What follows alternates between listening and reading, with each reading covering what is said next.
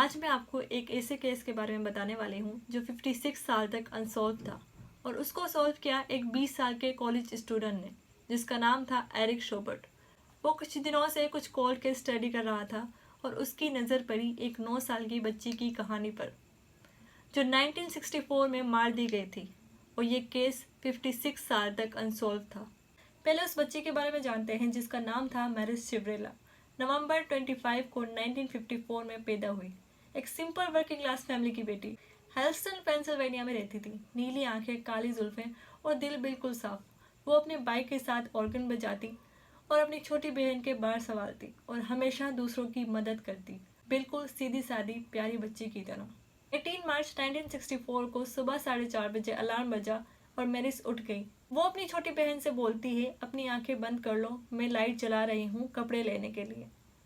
ये छोटी सी बात उसकी बहन की जिंदगी की याद बन गई।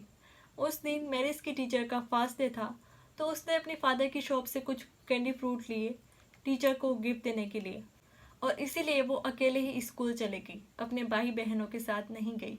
घर से निकलते वक्त मैरिस ने अपनी बहन से कहा था, मैं तुमसे प्यार करती हूँ, और उसकी बहन ने नींद में जवाब दिया था, मैं भी। उन दोनों को नहीं पता था कि ये उनकी ज़िंदगी के आखिरी अल्फाज हैं एक दूसरे के लिए। स्कूल में टीचर्स ने नोटिस किया कि मैरिस अभी तक नहीं आई। लंच टाइम हो गया लेकिन फिर भी कोई खबर नहीं। फादर ने दुकान बंद की और ढूंढने लगे। पुलिस को कॉल किया गया और पूरा नेबरहुड ढूंढ रहा था लेकिन मैरिस का कहीं पता नहीं चला। उस दिन हेल्स्टन से कुछ माइल्स दूर एक अंकल अपने भांजे को ड्राइविंग सिखा रहे थे। पुरानी कोल माइल्स के पास से गुजर रहे थे जहां अब कचरा फेंका जाता है। लेकिन अचानक उन्हें कुछ दिखा। पहले तो उन्होंने इग्नोर किया। जब वो नज़दीक गए तो वो घबरा गए क्योंकि वो मैरिस थी।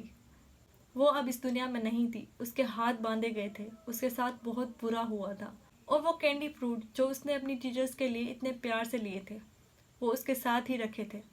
उसके फादर उसे अभी तक ढूंढ रहे थे जब किसी ने रास्ते में कैजुअली कहा, शिवरेला मिल गई है, लेकिन वो नहीं रही। वो सुन के वो वहीं रुक गए और मैरिस की माँ जो उस वक्त कुछ काम कर रही थी, अचानक वो घबरा गई। किसी ने कुछ नहीं कहा था, बस उनका दिल घबरा गया। उन्हें फील हुआ कुछ गलत हुआ है। पुलिस ने बहुत बड़ी इन्वेस्टिगेशन की। 230 से ज़्यादा ऑफिसर्स को इस केस पर लगाया गया। एविडेंस भी कलेक्ट हुआ, डीएनए भी मिला कपड़ों से। लेकिन उन दिनों में 1964 में डीएनए टेक्नोलॉजी नहीं थी, इसलिए वो एविडेंस केयरफुली रख दिया गया था। सालों तक केस एक्टिव रहा, लीड्स आते रहे, फिर बंद हो जाते, केस सोल्व नहीं हुआ। डिटेक्टिव थॉमस ने इस केस पर अकेले 26 साल तक काम किया था, लेकिन फिर भी कुछ नहीं मिला। उसके बाद ये केस कोल्ड हो गया। 2022 में एरिक शोबर्ट एक 20 साल का college student, history major, genealogy का शौक रखने वाला, उसकी नज़र इस केस पर पड़ती है। वो एक नए फील्ड में एक्सपर्ट था जिसे कहते हैं जेनेटिक जीनियोलॉजी, मतलब डीएनए को फैमिली ट्री रिसर्च के साथ जोड़ना ताकि पुराने केस सॉल्व किए जाएं। वो पेंसिल्वेनिया स्टेट पुलिस के पास गया और बोला, मुझे इस केस पर काम करना है। क्योंकि उससे पहले भी काफ़ी केस सॉल्व किए थे, इसलिए पुलिस ने उसे इजाज़त दे दी।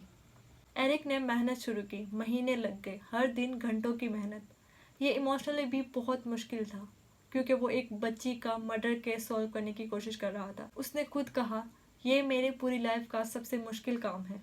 आखिरकार एक नाम सामने आया, जेम्स पॉल फोर्टी। 1941 में पैदा हुआ, मर्डर के वक्त 22 साल का था और शिवरेला के घर से 6-7 ब्लॉक ही दूर रहता था। बार टेंडर था। उसकी हिस्ट्री भी डार्क थी। 1974 में रेप के चार्जेस थे और 1978 में फिर से अरेस्ट। सब कुछ मैच कर रहा था लेकिन एक प्रॉब्लम थी। जेम्स पॉल 1980 में मर चुका था हार्ट अटैक से, सिर्फ 38 साल की उम्र में। अब डीएनए कंफर्म के लिए उसकी कब्र खोदनी पड़ती। 2022 में उसकी परमिशन मिली और उसकी कब्र खोदी गई।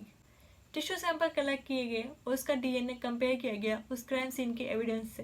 3 फेब 2022 में 58 साल बाद रिजल्ट आया, perfect match. James Paul forte ने ही मैरिस का मर्डर किया था। 10 फेब 2022 को पेंसिल्वेनिया स्टेट पुलिस ने एक प्रेस कॉन्फ्रेंस की। सिबलिन रैन ने कहा, अब हम जानते हैं ये किसने किया, लेकिन अब हमारे लिए इतना काफ़ी है कि अब हम जानते हैं कि वो किसी और लड़की को हर्ट नहीं कर सकता। उसकी बहन ने आंसुओं के साथ कहा कि हम हमेशा सोचेंगे कि मेरी आज क्या होती, क्या करती। और एरिक शॉबर्ट वो 20 साल का लड़का जिसने कोई पैसा नहीं लिया, कोई अवार्ड नहीं मांगा, उसने कर दिखाया।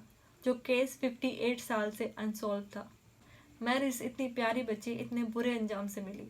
58 साल बाद उसे इंसाफ मिला और एक 20 साल के लड़के ने ये कर दिखाया।